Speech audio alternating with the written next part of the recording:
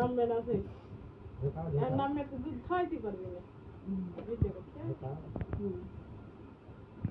চল কিছু করে নিজে পাওয়া যায়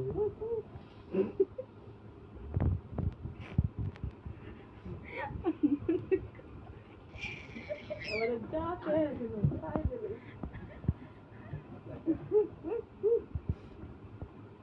মনে কথা কিনে চলছি